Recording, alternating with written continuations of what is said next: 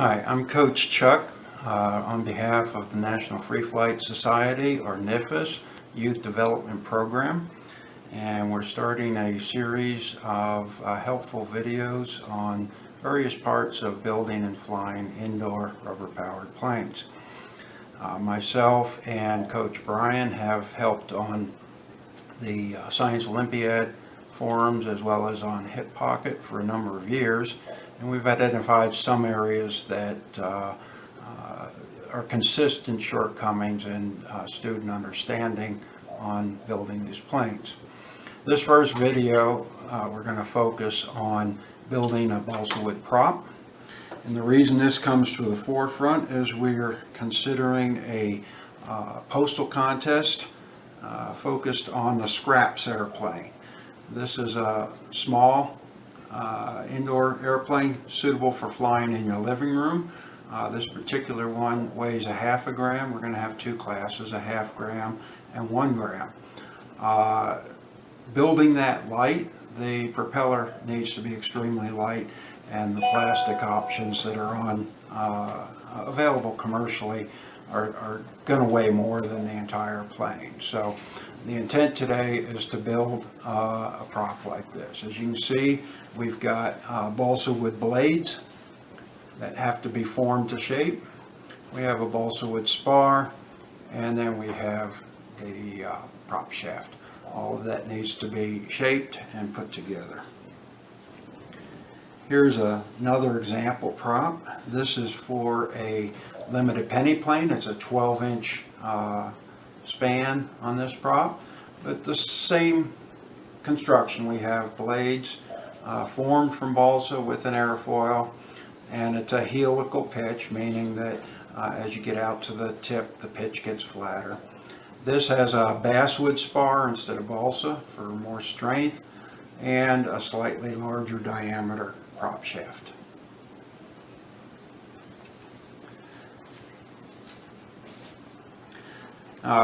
Let's start off looking at some of the materials that are needed. First of all, you need the wood for the blades. The blades on the scraps are about 15 thousandths of an inch thick. You can purchase indoor wood from Indoor Free Flight Supply, but scraps is intended to use wood you have around the house. So we can start with 32nd inch hobby store balsa. This is lightweight, under 6 pounds per cubic foot. I think this piece is about 5.75, and it should be C grain, which gives it a lot of stiffness across the piece of wood. You can recognize the C grain by the mottled look of the grain on the surface here. This is a 32nd inch thick, so it's a little more than twice as thick as we need, and we'll demonstrate methods to thin that out. We need the spar. This is a 16th inch square piece of wood, 6 to 8 pound wood, so it's still contest grade, but it's on the heavier end of contest grade. I sliced this out of a sheet of 7.5 pound wood. So we need that, and we need the prop shaft. The prop shaft in this case, I'm using 0.012 diameter steel, and this is what we call a reverse S hook. That's my favorite prop shaft because the rubber will ride in the middle of the S there and won't tend to wrap around the prop shaft. You can use a standard hook as well. The steel wire is available as guitar strings for small quantities, and you'll have to straighten it as best you can. Cut off a piece an inch or two long, roll it on a piece of glass, and just work it with pliers or with your fingers until you get a piece that's maybe 1.5 inches long that's relatively straight. The RPM is not real high on the scraps, so it's not absolutely critical to have this straight, but get it as straight as you can. You can also buy prepared prop shafts from several sources. And for the scraps, if you're building in the 1 gram class, you can use 15 thousandths, which is available as K&S wire from your local hobby shop or possibly even Hobby Lobby. But if you're trying to go for 1 gram, for half a gram, you need to get the 012 to 013, and guitar strings are your best local source for that. Finally, you're going to need some Teflon thrust bearings, and it's a little hard to see because they're white, but there's a whole bunch of them in this bag, and they're simply cut from a piece of Teflon wire insulation. And to cut these, we take the wire insulation and we put it on a scrap of our steel wire, and we put that, here's the wire insulation, we put that in a chuck of a drill and use a razor blade, just touching it every ½ millimeter or so, and that'll slice off some nice thin pieces. You can also buy Teflon thrust washers from Indoor Free Flight, as well as other sources. But you need something between the prop hub and the prop hanger to reduce friction, and these Teflon beads work the best. As far as tools, you're going to need thin CA, and you're going to want a capillary applicator. This is simply a scrap piece of balsa wood with 2 pins. Let's see if I can get it in the image there.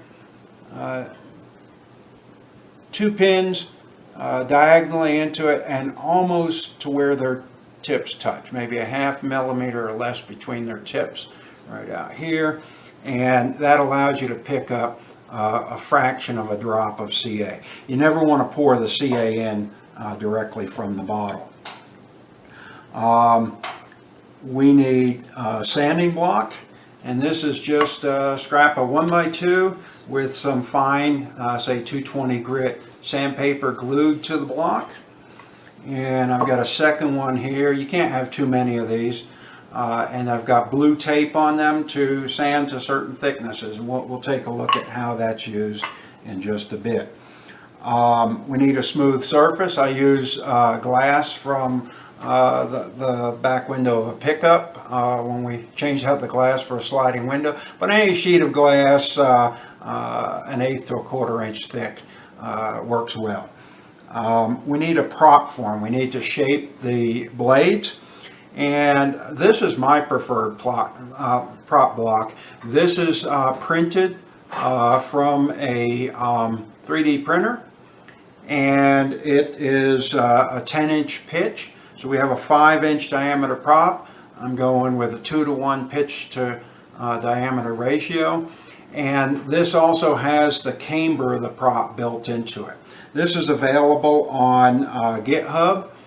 Just do a search for prop form, or I'll put the link in the discussion.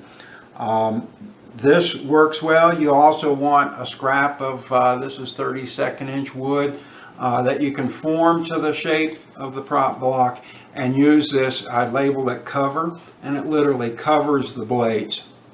The reason you want that is the blades are so thin, when you try and wrap it with string, you're going to damage the blade. So we let the cover take the damage and sandwich the blades between the prop block and the cover. If you don't want to print the prop block, another option is to use what we call a bucket prop. If you go to Hip Pocket Aeronautics and their plan section, look for Fred Rash's bucket prop spreadsheet, and that'll tell you exactly how to do a bucket prop. But if you take your prop blade, this is the cover, but it's like the blade, and put it on a cylindrical or conical surface at an angle, so the tip of the blade is toward the top of the cup here, and we're angled maybe 30 degrees. It gives a good approximation of a helical pitch. You want to use a spreadsheet to get the right angle to tilt this, and that does a very good job if you don't have the means to make a 3D printed prop block. One more option is to make your own prop block with balsa wood. And this is pretty simple.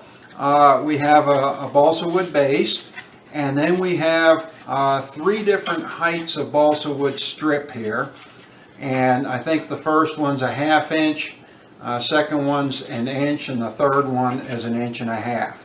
Those all come together at a point, and I plot out on paper on the surface here some circles with some radial lines, and you can calculate what angle you want between those pieces of wood to get your correct helical pitch. So if let's say the wood was 30 degrees apart, then that's 1/12 of your full circle, 360 degrees. And so if you want a 10-inch pitch, your change in height between your 2 pieces of wood would be 1/12 of your 10 degrees pitch that you, 10 inches of pitch you want, or somewhere around 7/8 of an inch difference. The reason I have 3 strips here is because you get pretty close together in the middle here, and so having that 3rd strip allows you to build up your prop surface higher at the middle, and then taper down to just two supports at the outer end.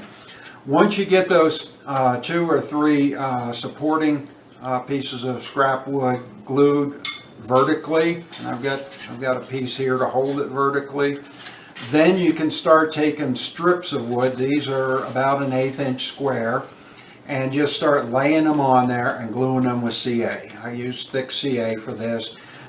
Get your shape, and then sand it smooth. It's going to have a little bit of a step shape to it. Just sand it.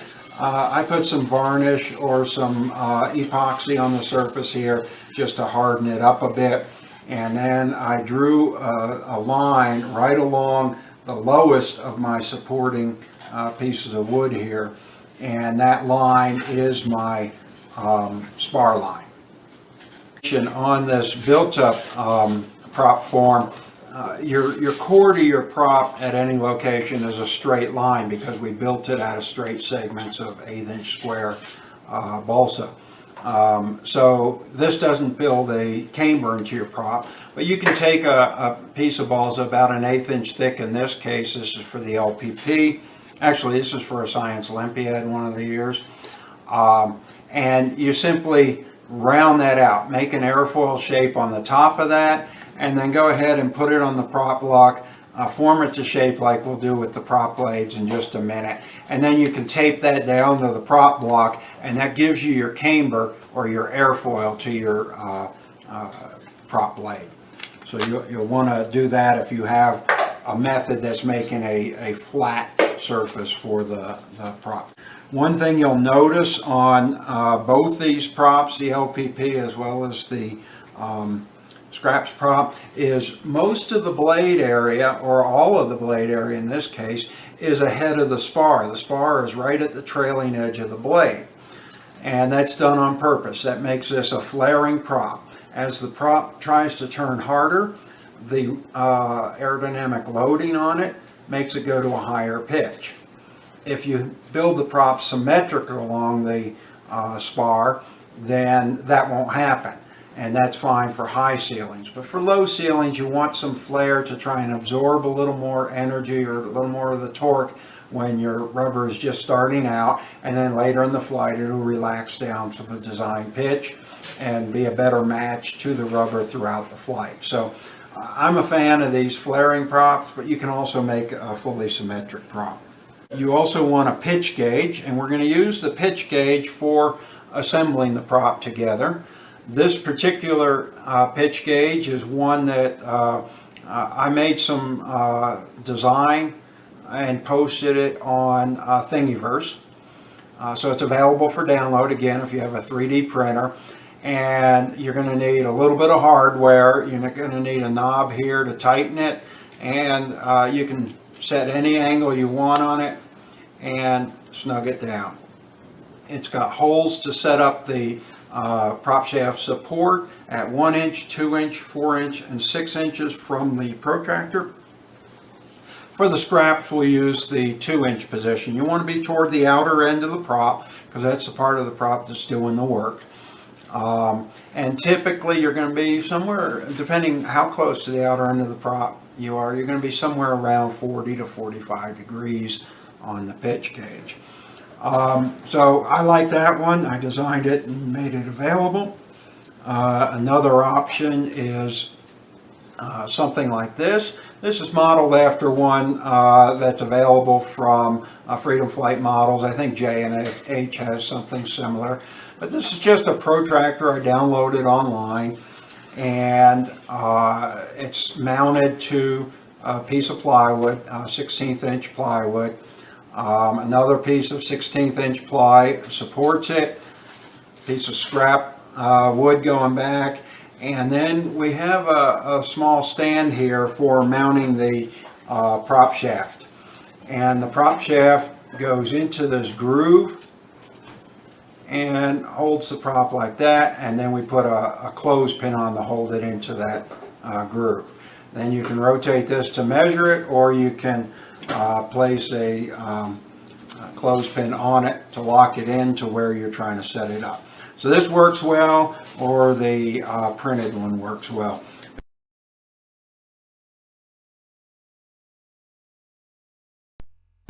Okay, so our first step is going to be to get the blades out of this piece of wood. And in order to do that, first we need to sand it to thickness. Best to sand it as a full stick, a lot easier that way. And the way we're going to do that is we're going to take our sanding block, and we're going to take original Scotch blue masking tape. This is painter's tape. They have several types available now. I know the original is about 5/1000ths of an inch per layer. So it's also the cheapest. The newer ones, they do different things with the stickiness. And so I have 3 layers here and here on my sanding block.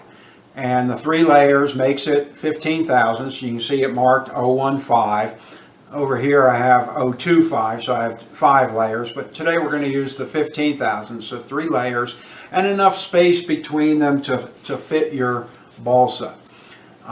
You're going to then sand the balsa against a piece of glass in order to get it down to this thickness, and the tape will act as a stop, so it'll stop sanding once you get down to it.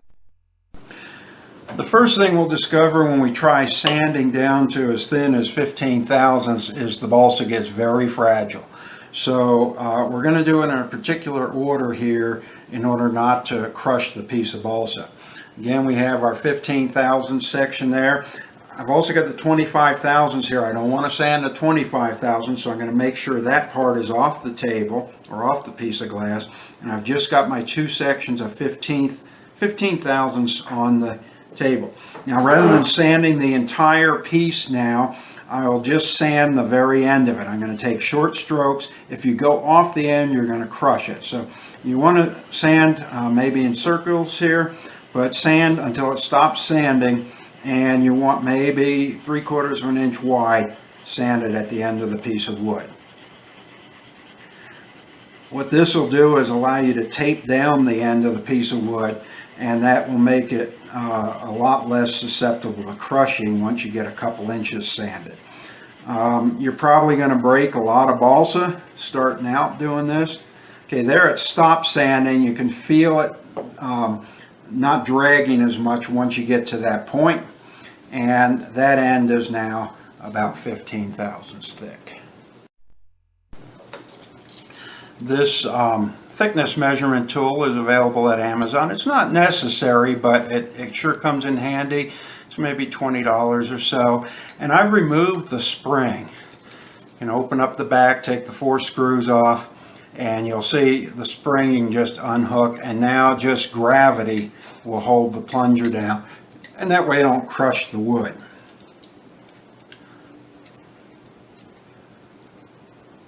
You can see it's about 12.5, 13/1000ths at the end, maybe 14 there. So it's about where we want it. You can trust the tape to get you to the right thickness. I like having the thickness gauge, but it's an advanced tool that you don't necessarily need to get started. All right, now we're going to be sanding the rest of the wood there. And so we want to hold down this end and taper in with tape so that if we go off the end with this, we're not going to snag that end. So now we've got it held down securely at one end. We're going to hold the other end with our hand, and we're going to go ahead and sand another couple of inches. If you get your prop shape here, blade shape, you can lay out and see two blades are going to take us out to about here. So that's as far as we need to sand for now, as long as we don't break anything. Trust me, you'll break some wood.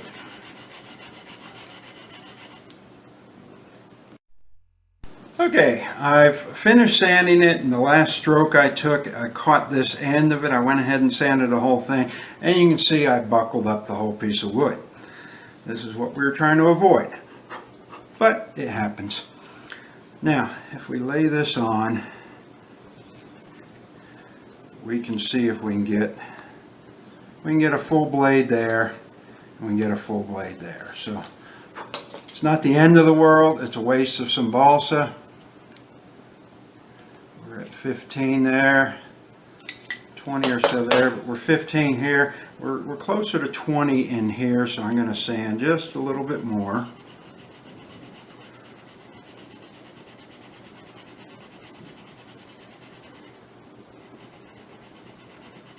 And since I don't have the end taped down, I'm taking very short strokes. Let the sandpaper do the work. Oh, I'm using the 25 thousandths end, that's why it's not finishing.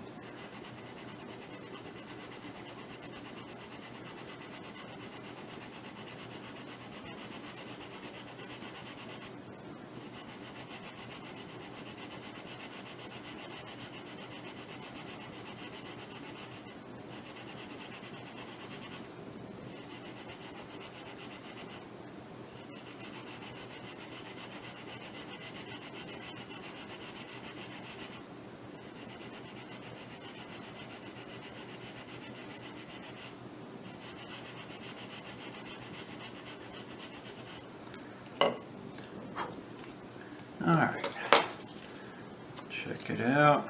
16, 17, 16, pretty close.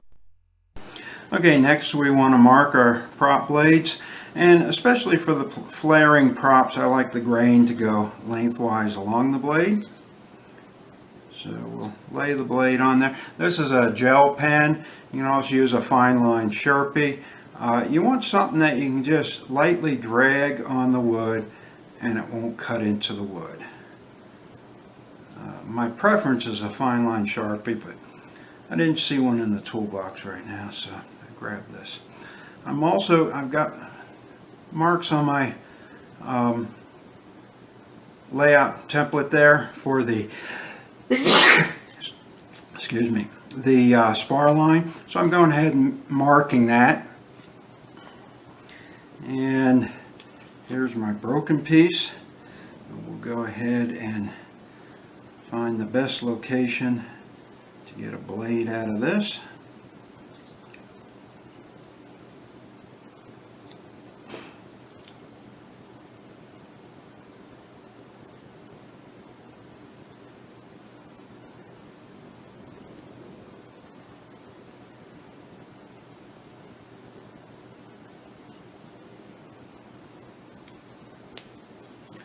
Alright, and it's going to be easiest to mark those spar lines while it's still a whole piece of wood.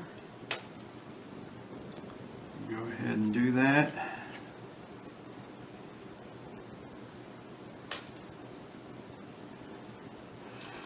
And now we need to cut out the blades. For something this thin, I just use a pair of scissors. The important thing when using scissors is don't try and cut sharp corners with the whole sheet there. So what I'm going to do is come in and cut straight cuts until I'm close to the shape that I want. Where there's straight lines, it's not a problem to go in and cut the shape. Then as I'm following the curve, the small scrap to the outside breaks up instead of your blade breaking up. There's nothing magical about this blade shape. We do have it mostly flaring. The spar is inboard just a little bit. We have a slightly wider blade in toward the root, and as you get to the tip it gets a little bit narrow. That's common. It seems to work well for us. And for scraps we really didn't explore many other options. Again, taking straight cuts where I can, leaving just a little bit that can be trimmed off, and then follow the curve around with just that little bit.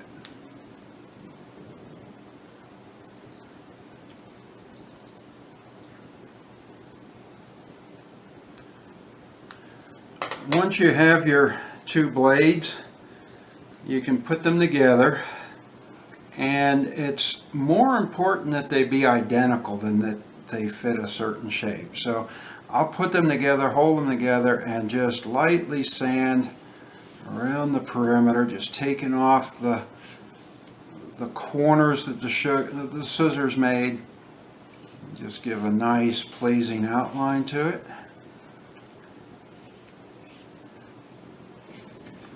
If I were working with thicker blades, say the LPP, we're using 25 thousandths, I might come in here and try and round the edges, give it a little bit of an airfoil, but on the scraps it really doesn't matter. Okay, now I've got my two blades. Next step will be to form those blades. Okay, we're ready to form the blades. I've taken them over to the sink and I've soaked them with a little bit of water. Best to leave that sit for 5 minutes, but this isn't a really radical blade curvature, so a couple minutes soaking in the water, that's all you need. Now I'm putting a little piece of tissue, and this is Jap tissue, it's just what I had laying around. You can use gift tissue, just about anything. And I'm putting a little layer of it between the two blades. All this does is it makes it a whole lot easier to separate the blades when you're done. They tend to stick together and they're so thin you can really split things as you're taking it apart. Now on this prop block, my prop blocks always start at the 0 radius here, and so you wouldn't want the blade all the way up there. You're going to have some prop spar in there around the hub area. The outer end is on this one 2.5 inches. It's set for 5 diameter, so the outer edge is at 2.5, and you want the outer edge of your blade to go at the outer edge of the prop form. And then the groove in the prop form is the spar line. That's going to be a straight line. If you were to look straight down, you'd see it's a straight line. So that's where your spar is going to attach, and you carefully make sure that that's lined up. The line you put on the blade is lined up with the spar groove. Hold it down and carefully form your blade to the shape. Then you're going to come back and set the cover on. Again, trying to get it lined up.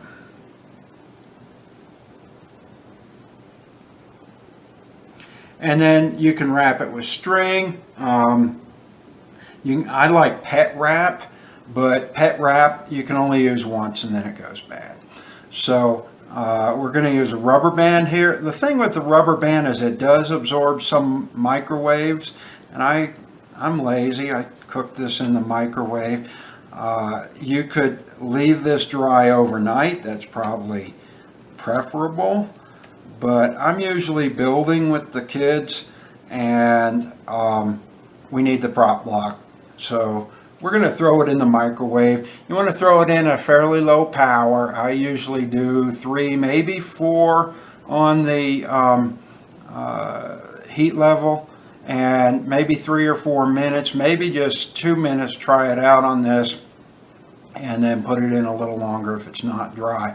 You can see actually where the rubber band got hot on previous runs here, and actually melted my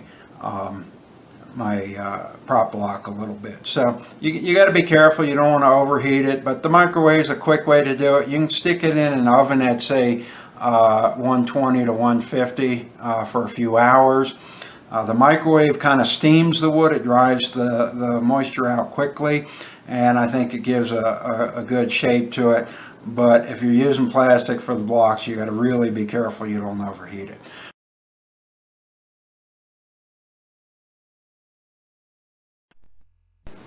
Okay, so we're going to sand the spar now. This is cut down to 5 inches, so it's for the scraps. I like a spar going the full length of the blade, but it doesn't need as much strength out at the tips as it does at the root. So we're going to taper it, double taper it on both ends, both in thickness and width.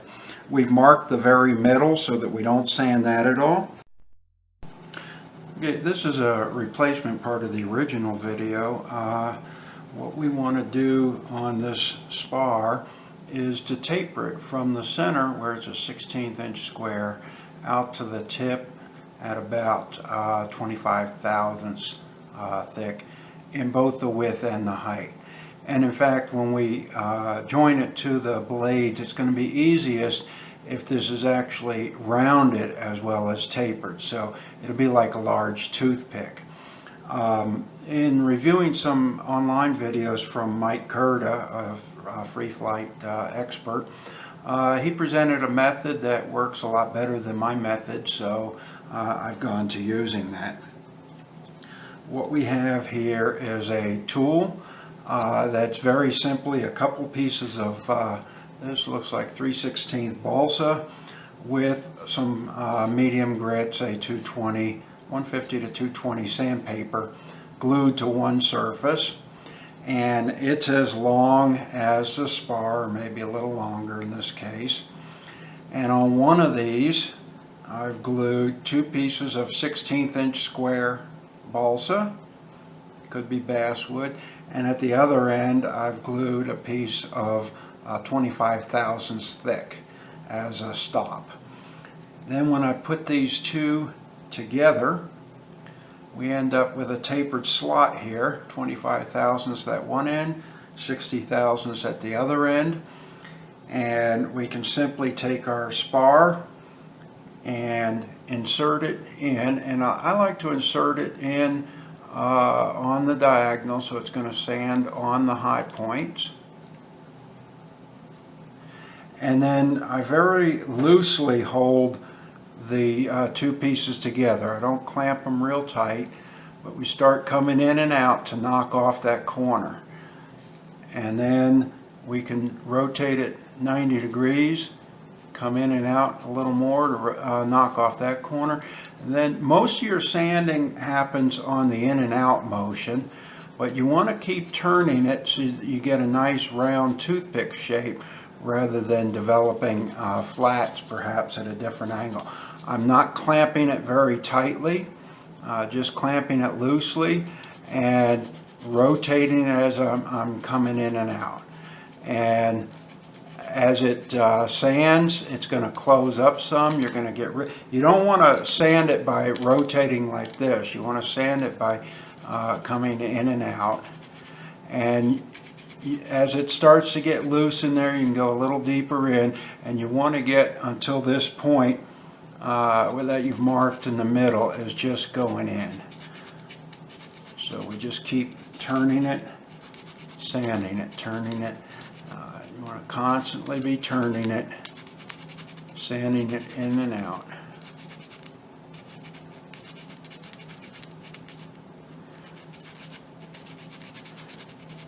And it's still grabbing in a few spots. This is actually a harder piece of balsa than I'd normally use for the spar. I just grabbed a scrap to demonstrate this new tool.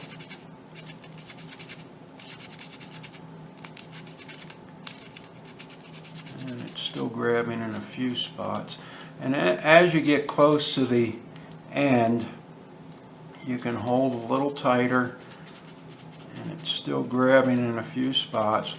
Once that center line is getting to the entry point of the tool, and it's not grabbing as you rotate around, you'll be finished. You want to make sure you keep rotating it, but don't rotate it to sand it or you will break it off, especially with the lighter wood we'd actually use for a scrap spar. So there we have a nice round toothpick-like spar.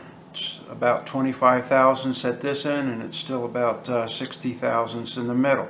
We turn it over and do the same thing on the other end. Just be patient, don't push it too fast, and you'll have a nice double toothpick spar that's easy to glue to the blade. So this works a lot better than the method I originally had in the video.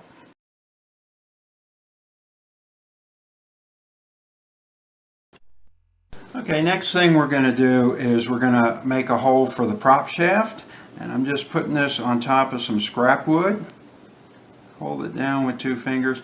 And in this case, I'm just going to take the prop shaft and spin it in there. You can also take a little scrap of your prop shaft material and glue that into, say, an 1/8 inch square piece of balsa to give you a handle.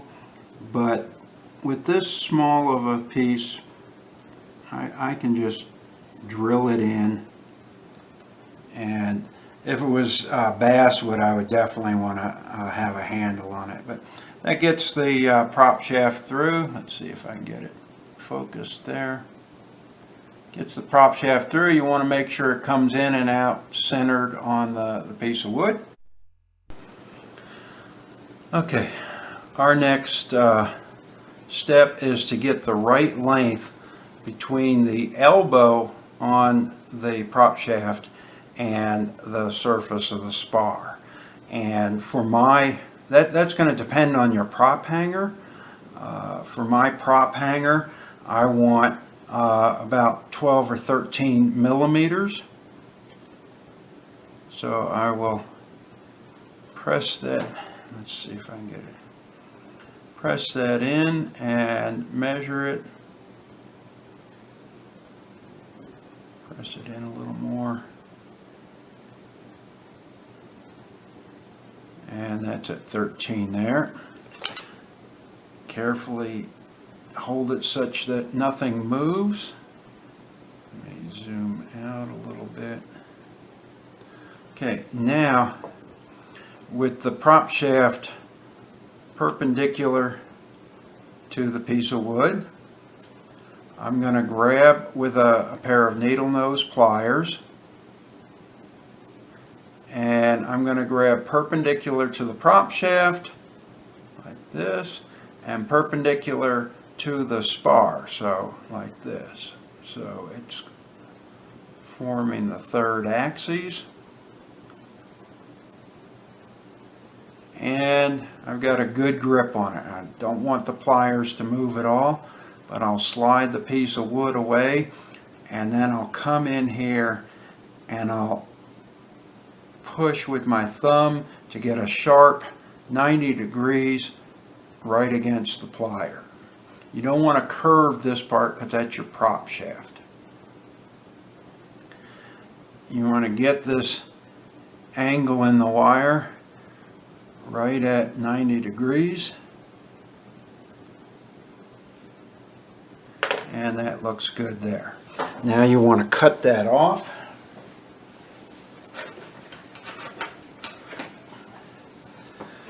And we'll cut it off to about 2 or 3 millimeters long. So let's see. We've got an angle on the end of it. There we go. And then we can shove that down until that angle is against the wood of the spar. I want to make sure it's pretty much 90 degrees coming out of the spar. And then we're going to put a drop of CA on that. Let me get that prepared. So we've got the wire pretty close to perpendicular to the spar, and we've got that elbow pushed up against the spar. And now we take our drop of glue in our applicator and just touch it right in there. And that's going to lock that in. Just one small drop of glue. CA can be very heavy. It's surprising how quickly it builds up. Let me try and zoom in a little bit. Okay, now you can see the tang of the prop shaft is against the spar there. And we're going to take some ordinary sewing thread,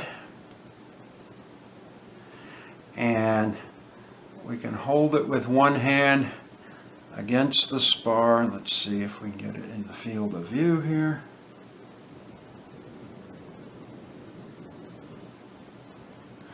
Working on it. Here we go. And then we're going to put 2 wraps around, and then we can let the spool of thread hang. Let me zoom out a little. I'm having a hard time here. So we have 2 wraps of thread around here, and it's toward the tip of the tang. You don't want it toward the root because you don't want to get it tangled in where the prop shaft is going to go through the prop hanger. Again, get a drop of CA with your applicator and just touch it to the thread. If necessary, come around to the other side. I'm using a beige thread, but it looks kind of white there until the glue wets it, and then it looks more gray. And then we can just cut that off. And cut the other free end off.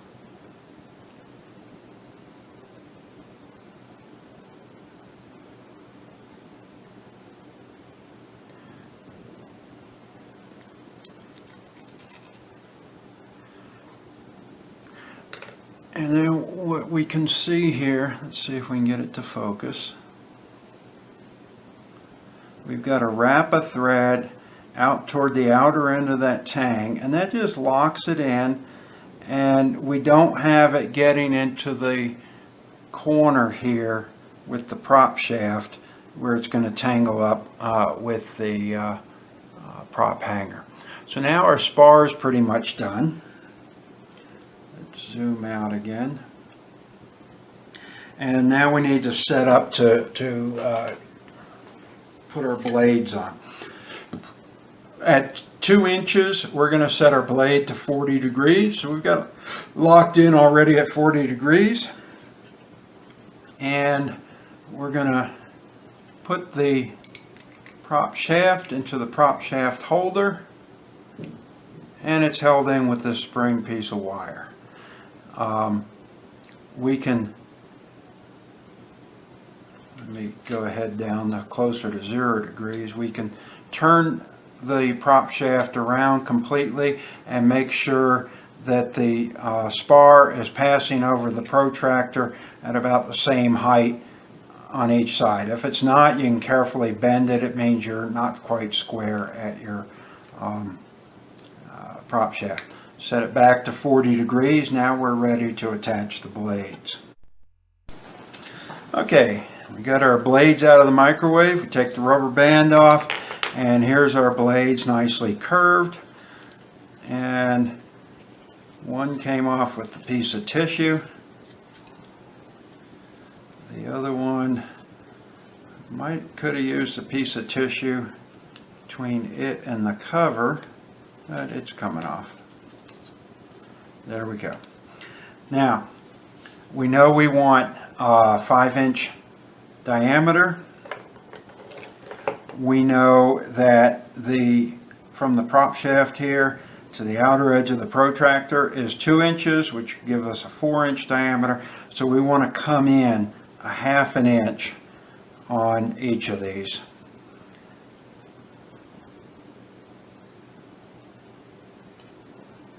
And go ahead and mark it 1/2 inch from the tip. And again, it's most important that they're both identical. And mark them at the spar line. You may also want to transfer the spar line to the back side of the blade as well. So I'll go ahead and do that and we'll come back. Okay, so I've got the spar line on both sides of the blade, and I've got the little tick mark there at a 1/2 inch in from the tip. Now comes the juggling act. We want to get the spar to the center of the protractor, and then we're going to put the blade on with the concave side down and against the spar. Now in this case we really have the spar going out to the tip of the blade, so that gives us a second reference there. But I'm going to lay the spar right along the spar line and make so the tick mark is right at the outer edge of the protractor in here. And I'm supporting everything, and then I want to rotate the blade until it just touches the protractor at both ends of the blade. You want to get that close. That's going to set your pitch angle. You can make adjustments later, but you want to get that close. Then I'm going to come in here with a dot of CA and just put it right in the groove here along the blade. Again, CA is very heavy, so you want to minimize what you're using on here. This is thin CA.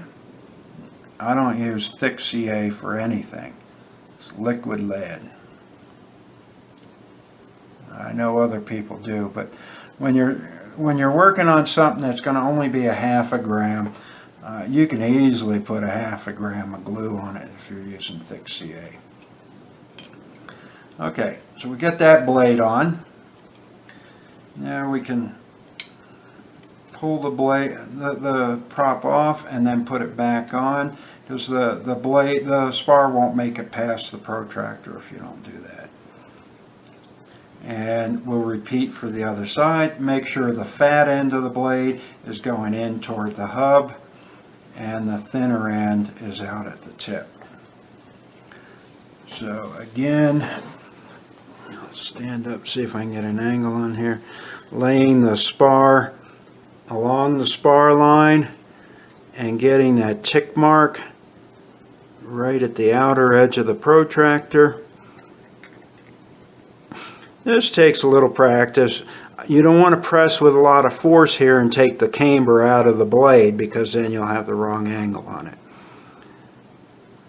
I like to put a dot at the inner end, dot at the outer end, double check everything, and then you can run a couple of dots along the length of the spar to lock it down.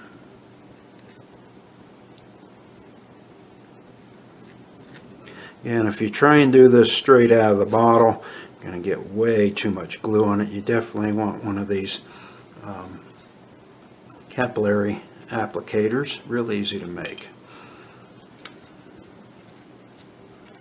Okay, we take our prop off and take a look at it. Make sure we got a good glue bond everywhere. Everything looks pretty good.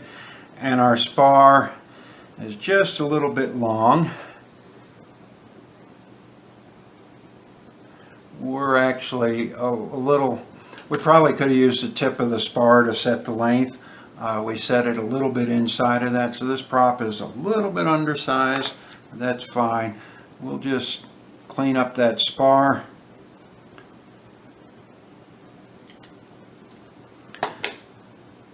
If you felt that it was still too much, this spar is a little bit thick on this end. You could clean that up a little bit, but overall it's okay. All right, so we have one final step, and that's to check our pitch. You know, we built it on the pitch gauge. but we're freehanding a lot of stuff there, and we want to double check. We've got it set to 40 degrees, and we're looking at how the blade comes in against the protractor there. It's pretty close. This might be a millimeter high or so, but it's pretty close. So now take the prop out, flip it 180 degrees, and check the other end. And on this end, we're quite high. So we've got too much pitch on this blade. We need to twist it down a little bit. Now you could just grab it and twist the wood. That's going to either damage the wood in here, or it's going to take the twist out eventually. So what I like to do is wet this area a little bit and then hit it with a heat gun while I'm applying a twist to it. Okay, so I've wet the spar right in this area a little bit so that when I twist it and then dry it, it's going to hold to shape. Now I'm going to come in here. You don't want to twist the blade, so grab the spar pretty close to the middle, and you're going to over twist it because it will spring back a little.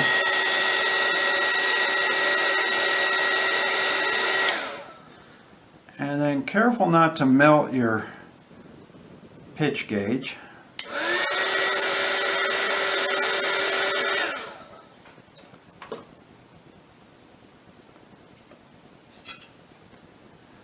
And you can see now the blade is about like the other one was, almost touching on both ends of it. So we've got the blade trued up in pitch. Now you can also use that same trick with the heat gun to adjust the blade pitch out in the field. Remember, the helical shape of this was formed on a prop block that's set for 10 inches of pitch. And if you look at the 2-inch column of numbers on here, we get 10 inches at about 39 degrees of pitch. So we set it to 40 degrees in round numbers. We're pretty close to 10. You don't want to deviate from that, but at 35 degrees it's 8.8. At 45 it's looks like 12.6. So you could vary it plus or minus 5 degrees and not be too far off on the shape. But if you want a much lower pitch, make a prop block for a lower pitch and then set it nominally to the pitch that your prop block was at. So now the only thing left on this prop is to put some Teflon bearings onto the shaft in order to reduce the friction between the shaft and the prop hanger.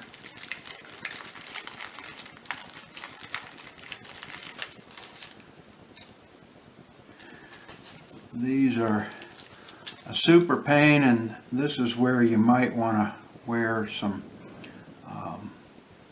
magnifying glasses or something.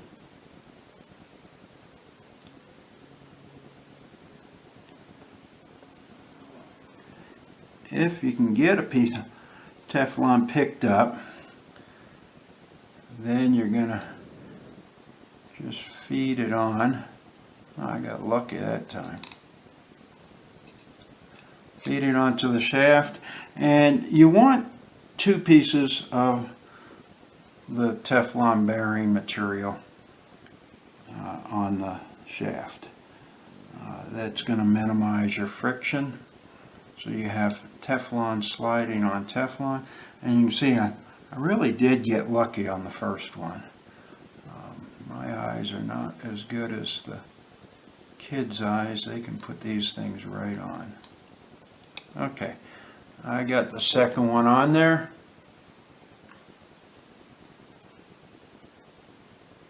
See if we can focus it on there. And then I'm just going to push them around on the reverse S hook until they go down and against the spar. It looks like I knocked one of them off while pushing them around.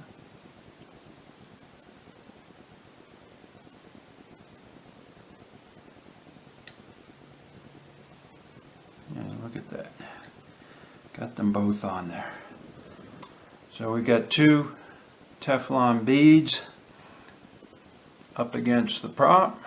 That way when the rubber is pulling back, it's going to have a nice smooth surface there to spin on. So then you have your prop.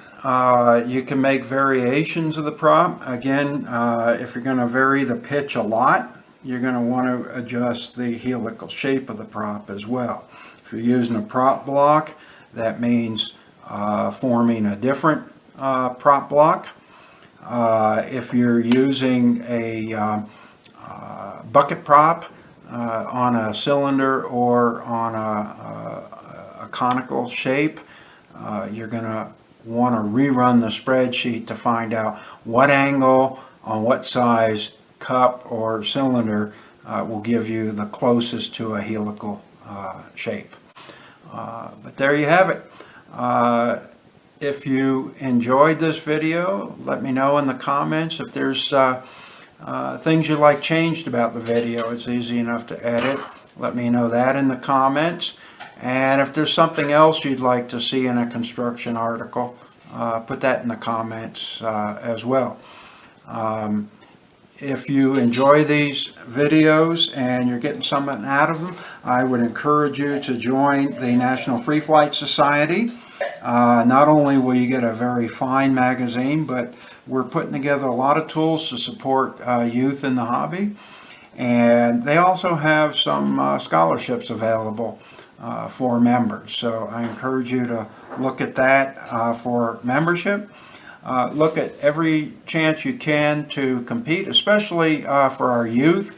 If you can go to an AMA contest, you're going to find that experienced pilots are more than willing to help you out in trimming your plane and flying your plane and encourage you on the way. So look at the Free Flight Society, that's freeflight.org, and look at their calendar of contests, see if there's a contest coming up in your area.